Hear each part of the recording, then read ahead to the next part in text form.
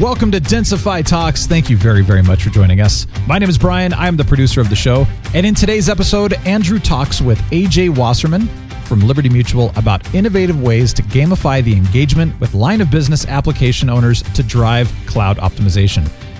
You know, the number one challenge most FinOps programs have is getting engineers to take action on optimization. Liberty Mutual's Optimization Bingo is a refreshing take on the problem. Excited to get into this. Here's your host, CTO and co-founder of Densify, Andrew Hillier. And I'm joined today by AJ Wasserman from Liberty Mutual Insurance. You want to say hello, AJ? Thanks, Andrew. My name's AJ Wasserman. I'm so excited to be here today. I run our Cloud FinOps program at Liberty Mutual and have been there from the start. So I'm really excited to have this chat today, Andrew. And I'm also located out of Wilmington, North Carolina, and it's a beautiful sunny day today. So I'm excited to dig into our conversation. I'm really looking forward to this. I'm actually in Arkansas right now, so I had some of the weather that you get. I'm normally based in Toronto, but I'm avoiding the snow right now. Well, we did have some storms last night, but yeah, I love the weather when you get further south. So you said you've been in the FinOps team since the start. Let's dig into that for a second because I find this fascinating. The FinOps, your job didn't actually exist several years ago, and now it does, and that's kind of cool. So what's the path that led to FinOps for you and company? Yeah, no, it's been a really exciting journey. I was actually in one of our business units in more of a financial capacity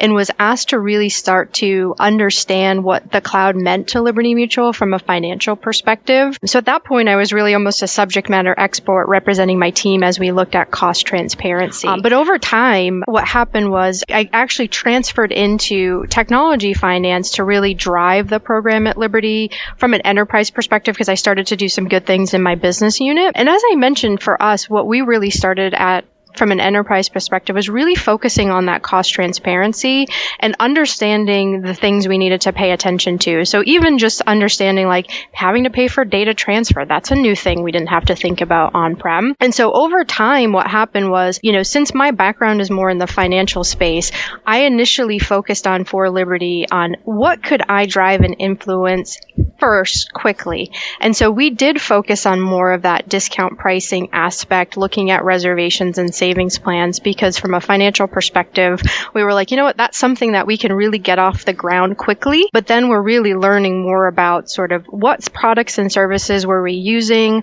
what were the levers that were associated with those different products, and got more into that optimization, really starting to work with application teams and engineering teams.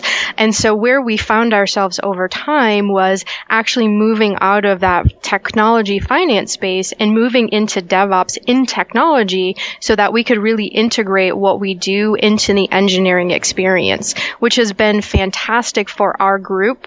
We are a small team, so I run the group and we have 3 data analysts and I have 1 solutions engineer. And what we do is partner with other engineering teams in the enterprise to help us with some of the technology work that we need to do. But it really has been an evolution, but it's been a really exciting journey as Liberty Mutual has gotten further into the cloud. That's really cool. So you kind of bootstrapped in a line of business, and then through the good stuff you were doing, it became an enterprise program. We can really unpack what you just said for a minute, because you started with transparency, and it's fascinating to see that when you purchase something in a data center, it's a sunk cost and you don't even think about it. It's like your car. You don't think about what your car costs every time you drive it. You just think about the gas, the operating expense, but not the capital expenditure. And in the cloud, when you get a line item bill for every little thing, it's kind of shocking to see that, that actually costs money. It costs you money in a physical data center as well. You just never thought of it. So starting with the transparency sounds fascinating, because I'm sure there was a little bit of a shock factor there when you actually saw the breakdown of all the things that go into, all the costs that go into just running a workload. I'm sure there was a bit of an eye-opener. Oh, it really was. And even just the magnitude of data that you get from the cloud providers, just sifting through that. But what we learned quickly is they do provide great data, but we really had to get a handle on our tagging. So we needed to be able to understand like what applications, what business units, and not only from a financial perspective, but from a security perspective. Like we had a few things pop up at the start and we're like, oh my God, who is this team? We need to hunt them down. So we really, again, focusing on that cost transparency, we got some tagging governance, got some key tags in place so that we could do that initial show back, working towards chargeback, but have that information available across the enterprise. enterprise, whether it was finance, security, and then we could do nice reporting for the leadership. We work closely with you guys, and I think you guys are, the tagging is stellar in your organization, which is a foundational element to know just what on earth is happening out there when you start, doing this cloud journey. And then you mentioned, well, then the next step was once you understand what you're spending, you start buying discounts or try to get some kind of a scale, and that's, I think, a journey a lot of companies have gone through. And there's a lot of products out there that kind of slice and dice your bill and then maybe tell you to buy RIs or savings plans. And so it sounds like you've also kind of had a maturation process. I'll separate it into there's the how you're buying and then the what you're buying. And the how kind of comes first. Let's get the discounts because it can be done centrally. You can do that for your whole organization in one step. So you sound like you're pretty mature in that front as well. Yeah. And like I said, part of that is because that was our really initial focus area because we knew we could really drive that and bring some savings to Liberty. That's probably one of our most mature areas. And the great thing about that too is over time, as we've partnered with our business units, we've gained that trust and we have a great partnership with them. So we do manage it centrally and we manage it almost like a stock portfolio. When AWS rolled out savings plans, that helped us immensely with sort of managing portfolio and having that flexibility. But as far as some of the other products and services where we need to be more tied into the application footprint and what may change, we work really closely across each business unit because at the end of the day, they each have a budget for their cloud spend. But we do have a solid footing in the discount pricing space. We have about 85% coverage on compute, and then we have, about a 60% coverage on other products. But the other thing is we are leveraging a lot of services to shut things down on nights and weekends. So we don't need, we won't target 100% coverage, but I would say from a FinOps maturity perspective, that's probably one of our most mature areas because, again, we can drive and influence that in our group. Yeah, and that's interesting. So a good reason not to cover 100% is if there's a bit of a downturn, you have no downward elasticity. Right. In your spend. We saw people really kind of, ramp up their plans and then be stuck there if there's a slowdown. Yes. So this whole discussion in itself is kind of finding that optimal target. But one of the things you said there is really good, pivot to what I really want to talk about is the actual resources you're using, because that's our focus is Densify, and a big focus of yours as well, where you can get all the discounts you want, but if you're still using twice or 3 times as much as you should be, you're going to have excess spend. You mentioned turning things off, but the whole resource optimization, making sure that you're actually using the right amount of resources, that your instances aren't too big, your scale groups aren't too big. That's, what we see as kind of that once the visibility and the discounting is, fairly mature, the big playing field to drive savings and significant savings. Talk about that a bit in your organization, focusing on the actual resources being used and make sure that the lines of business are aligned, you're buying what they should be buying. Definitely a focus for us now that, we have a decent discount pricing coverage, really focusing on optimizing resources.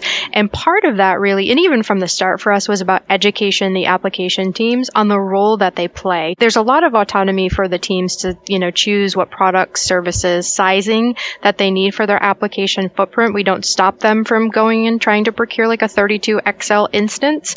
But what we do is need to provide that transparency. And I would say you guys have the best algorithm in this space as far as providing solid recommendations, which is really helpful, right? Because you need application teams to have confidence in the information that we're providing to them. So I would say with this as well, we focus on transparency to get information out to the application teams as far as where they have opportunities to right-size their resources. And we started out with just having some reporting available.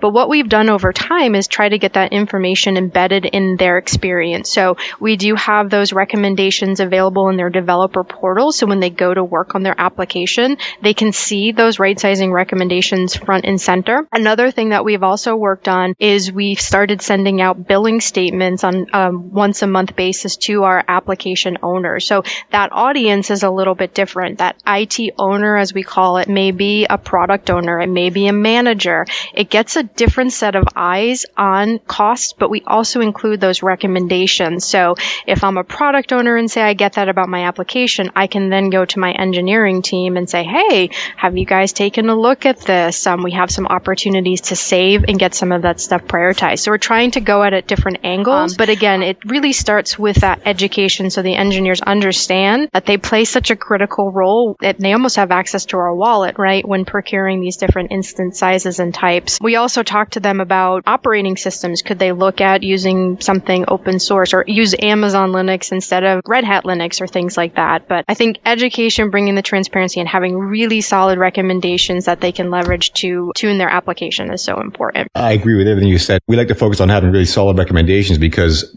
you have to give a recommendation that works, not a guesstimate, because there has to be a trust factor. We're involved, I think you're involved with the FinOps Foundation, and there's, fascinating discussions. And I remember one of the big topics for them that came up for a while, and it was in their surveys, was getting engineers to take action. And I'm giving you this recommendation, why aren't you doing it? And I think some people thought, the engineers, they're just lazy. They're not doing it. My view is that, and being an engineer, is that no, the engineers are responsible for the application working. They are the last line of defense to make sure that thing doesn't go down. They have to have something that is going to work and has been really thought through. You can't give them garbage and then implement it and it not work. So in my view, a lot of the pushback is very justified, because we spent a lot of time developing that app. We tested it. We deployed it. I'm not going to do anything to risk that app. But if you do get the right recommendation and it's trustworthy, then they will act, especially if there's a streamlined way to make it happen. It's time efficient. But I think that's, I view things as from the viewpoint of an engineer, where if you give me a bad recommendation, I'm not going to do it. It's my responsibility to not take that recommendation. And that's, I think that's a big area where maybe there's some misunderstanding about why things aren't actioned. Yeah. And I think that definitely is still at the top of the list from challenges in this FinOps space, is getting the engineers to take action. And I think, I think the teams have to balance everything, right? We've been really looking at that well-architected framework and try to talk about that balance between your cost and your performance and stability. You don't want to do every cost recommendation, but then, put your application at risk, right? So it's all about that balance. But one of the things we've had some success with is, because of the nature of the cloud bills, we can see immediately when they've made a change, and you can see the savings from that. So we work with teams to report on the savings from their actions, and then they can share that with their business partners. And that's a really nice story to share with business partners, especially in these challenging economic times. So it's like getting them involved, sharing that information and celebrating that with them. That's helped us as well, where they can really go back to their business partners and say, you may have asked for these features. We've prioritized this work to right size, but we're going to give you back this money and you can reinvest it in other great features. So we try to help them with that story as well. That's fascinating what you said at the end there about reinvesting this money. People don't think of it that way, but the money you save by making efficiency can, give you solid state storage or something else. Like, it can actually be used for performance reasons. So, a lot of times if you're wasting things just with excess resources that aren't even being used, and you consider it that money could go to, not just go into the coffers, but go into other spend that might make performance go up. It's a nice way to think of it, because it benefits everyone then, as opposed to like a cost savings can sometimes be abstract to people. So I save that money, but it's gone into some spreadsheet somewhere. You can actually make a tangible difference by reinvesting that money. Yep. And I think, like I said, part of it is the nature of the cloud bills, where we have that immediate information. It's really nice because even for us, right, going back to some of the on-prem chargeback, you may have pulled a lever, but it will take you some time to be able to reflect that in your total cost of ownership. But with the cloud, it's immediate. It's easier to kind of have that sell on the cost savings because it's, it's green dollars and it happens pretty instantaneously. Mm-hmm. And exposing that, again, as an engineer, if I can be spending my time on task A or task B, and one of them gives new functionality, one of them saves some money, but nobody will know for 3 months, or it's not even clear if it saved money, that's a tough place to be. But if it's exposed, if it's transparent, and it's gratifying right off the bat, that's huge. That is a big driver, because it does benefit the whole organization. Now, there's one thing you guys are doing that's pretty cool that I'm hoping you're going to describe as far as part of that motivational factor is your bingo. Maybe you could tell us a bit about that, because I think this is so cool. Yeah. So as a part of getting teams to participate in our savings target for 2022, we tried to be creative and introduce some gamification. So we did this in our own department, and we're actually working on rolling it out more enterprise-wide this year. But what we wanted to do is do a contest so that the teams could compete against each other, and ultimately we had prizes that they could win at the end. So we did this in our group as a pilot with about 100 different engineers, and we rolled out the concept of a bingo board. And we thought a lot about what we could do with this. And the reason we picked the bingo board was we essentially had tiles and had different points if you had a straight line, or if you did got a blackout and filled out the whole card. And it was really fun, and we had different levels of complexity complexity. So, some of the tiles were really simple, and it was like, hey, do you know what Cloud FinOps is? Do you know you have a Cloud FinOps team? Sign up for our internal website. And then there were, more sophisticated things like, do you know if you have right sizing recommendations, and take the action on your right sizing recommendations? We had so much interest and success with this program than we ever dreamed of. It was a really healthy competition. We had multiple teams actually complete the whole card. And what we did too is we created some automated reporting, and we kind of made it fun too with like a leadership board. So we started at the director level and then put the teams underneath so that, the directors could have bragging rights. Even like the product owners and scrum masters could participate as well. But we made it more about activities and learning than we did about like savings dollars or percents. But we did capture the savings dollars as a result of the activity. It was really successful. It was really fun. And as I mentioned, now we're working on rolling it out with one of our bigger business units as we speak. So we're excited to kind of get that going. But it was a really fun, healthy competition, and there was just more interest than we ever even dreamed of. It's so fascinating because, a psychologist could probably break this down for hours on everything that is happening with that. But, one thing that catches my attention is it's so different than if you had a project management Gantt chart with a bunch of tasks on it. Hey, AJ, have you done this yet? Have you done that yet? And takes it and flips it on its head and says, no, we got this bingo card where it's kind of self-exploring. There's a bunch of tangible tasks in there that get done, but the way it happens is so refreshing compared to just the kind of the standard to-do list. And there's a big reward from it as well. There's a personal reward from it. So not just getting through your tasks. Okay, I checked off my tasks, but it's actually rewarding for people when you do this gamification. And I assume that's a big part of why people liked it, is because they actually enjoyed it. Yeah, no, it was really fun. And the other thing too, so we kind of learned, and the reason we did it with our own department was to learn. And so what we ended up having too was like substitutions on for some of the tiles, right? So if we had an application team that was really using a lot of serverless, we ended up having some substitutions for that. So now we're kind of more ready for rolling that out across the enterprise. But the questions we got asked, the engagement from the teams, we learned from it as well, shared those learnings out across the teams as well. So I think we'll continue to learn as we roll this out because, we probably use over 100 different products and services from the public cloud providers. So, as we open this up further, we'll learn more, and we'll be able to share like new levers we learn about, or even, the way some applications may be designed. So it's really good for our team as well. And so you actually had persona-based bingo card. That in itself is pretty interesting. You'll be able to write a book on this, how to do bingo for corporations. Right? Yeah. That's fantastic. And the prizes sound like there were some pretty big prizes in there too.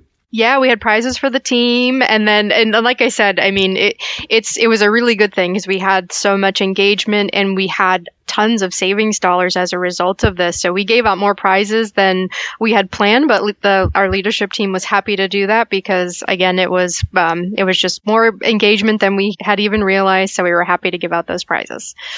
From a psychological perspective, if you're doing something that might impact your bonus at the end of the year a little bit, that's one thing. But if there's an actual prize that benefits you, who doesn't like getting a prize, right? Or merchandise, it's just personally very gratifying.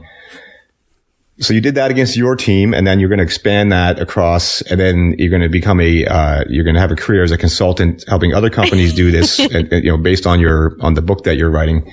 My bingo book. Your bingo book. So where do you see all this going? Like, is that the next focus for a while now, that just kind of getting people to engage and take these actions, kind of get that across the organization? Do you think that's going to take quite a while to get through? You're a pretty big company, so I assume. Yeah. Yep. Yep, we are a big company. So we're starting with actually one of our bigger business units. We're working on refining the bingo board for that with them as we speak. So we'll be rolling it out with them. What we also do for our team is we do partner across all of our business units. And what we do once a quarter is we kind of bring everybody together to talk about how we can partner to solve problems in the cost optimization space together. When we met with everybody in January, we talked about our contest and we offered up that recommendation if they wanted to try it, how we could support them. So we're starting with one of our bigger business units, which we should be kicking that off over the next couple weeks. But we're hoping once we get that one going, we'll get our next biggest business unit engaged with that. But again, it's with that competition, what we get from that is that additional education on those different levers and just getting, some of our additional messaging out there, just getting learnings and building new relationships with some of these application teams. So by working on like the bingo board, it really is going to help us with our objectives as we look to expand, just cloud cost optimization in general at Liberty.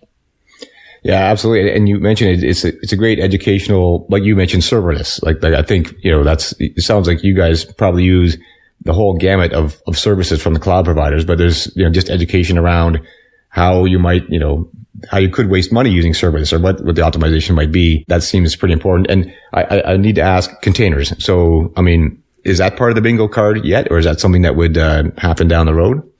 So we have sort of a platform team that supports our containers. Now, the applications that are running on our container platforms can participate in the contest. So we'll have some metrics on their utilization and things like that. And again, some of the tiles are a little easier. Anybody can participate in the contest. But we definitely, as we expand our container footprint, that's an area where we're looking to expand our cost optimization. But everything's in scope, I would say. If you're a team, even if we don't have something on that board, we'll work with you to get a substitution so you can still participate. That'll be your second book on bingo for containers. Because, it's very complicated. Like, again, I think what we've seen was consistent with what you've described is, that there might be a cloud bill that comes out and it's extremely detailed and it's disconnected from the person that's creating that cost, because the one that's deploying the actual workloads, they may not see the bill unless you implement some of the things that you're mentioning. And then containers add another level of indirection because there's infrastructure, scale groups running containers. They then have a cost. Somebody sees the cost. The actual person deploying the containers, it's even more removed from that. They're just setting millicores and megabytes and there isn't even necessarily a cost for them. So, we see that as kind of a big area, not just the transparency. It'll probably follow the same, steps that you mentioned, but what do I set my resources to as someone deploying a container application? We see that as a big, big frontier, a big source of waste. And again, it could be an entire bingo card unto itself. It sure could. And we see that as well. Yeah. The next frontier. One last question for you. What excites you about what's happening in the cloud world? I would just say I absolutely love my job because of the pace of change in this space. So just learning the new products and services available, learning the new levers. And I think when most people get into this, they'll focus, and it does depend on your footprint, but, focusing on the EC2 RDS, getting that right size, getting that under control. But there's so many other things that we can do to help save money, whether it's in the storage space, whether it's the, fine tuning your lambdas, et cetera. So as a FinOps team for us, we're still continuing to learn about some of those other levers outside of, some of that EC2 RDS stuff. But for our team and pretty much all of my team members, like we're actively involved with the FinOps organization. We also participate with the public cloud providers. So we're doing like the Google billing cohort. We participate in the AWS cloud financial management space. So we all try to really just stay up to date on what's happening in the cloud. And we, our focus is definitely on cloud cost optimization, but I really just love, just learning new things. So, this is a great space because we learn, something new is rolled out almost every day. So we learn something new every day. And also just personal fun fact, like I am so cheap. So this is the best job in the world for me because I love saving money, whether it's for Liberty Mutual or for my personal shopping. You'd be doing this anyway. Exactly. It really is fascinating because if you think about it, like you're doing a job that didn't exist several years ago, and you'll probably be soon focusing on a product or service that didn't exist, a year ago. Like the pace is, working from home, which you didn't do 3 years ago or whatever. It's all so new, and that pace of change is so exciting. And again, just think about it. If we were to talk again, 3 years from now, we'll probably be talking about things that didn't exist at this point in time. Again, just the fact that you are a FinOps, in a FinOps group, that didn't exist. I find it so interesting that just what's happening in our world. Yeah. And my background actually is finance. So if you would have asked me 10 years ago if I would have found myself in finance doing cloud financial management, I would have been like, what is that? Exactly. Yeah. There was no university course for that. I don't know how the universities keep up because they're probably adding things now that will be obsolete 5 years from now, but it's I know. It was funny when I first got assigned to cloud, I told my manager, I said, if I may get flagged for like a lot of internet usage because I'm watching a lot of YouTube videos on cloud. So it was funny. I had a lot of self-learning at the beginning. You drive up the corporate data charges to learn how to get the cost down. Yep, exactly. Yep. It's almost a full-time job just to keep up with, we try to do that as well, for our customers by making sure that we have things up to date. So if a new instance type appears, sometimes you might hear about it from us first because we'll add it to the analytics. It can get paralyzing sometimes to just be watching all the releases and all the new stuff that is coming out. I really feel that there's so many options now for hosting things in the cloud. There's probably the exact right option for every workload, but it's so hard to figure out what that is because there's so many options. So it's just evolving quickly. From our perspective, optimization potential is huge. Of course, the big focus now is cost and making sure that there's not some crazy excess spend, but at the same time, being able to optimize the performance of the applications and what they're running on. It's cool to see your organization because you guys are really good at it. I'll throw it out there in many ways. And, it's always a pleasure to talk to someone that's on the forefront of this. I've really enjoyed this conversation. And AJ, thanks so much for joining us on our Gamify podcast. Thank you for having me. It was a great conversation, Andrew. This is Andrew, your host, signing off. And thank you for listening and joining us today. In our next episode, we'll be talking about the evolution of cloud, as well as some best practices in resource optimization. Make sure to subscribe if you have not done so already. We'd love to hear from you. Densify.com for more information. If you have questions and if you'd like to be on the show, email us, marketing@densify.com. Have a wonderful day. Talk to you in episode 3.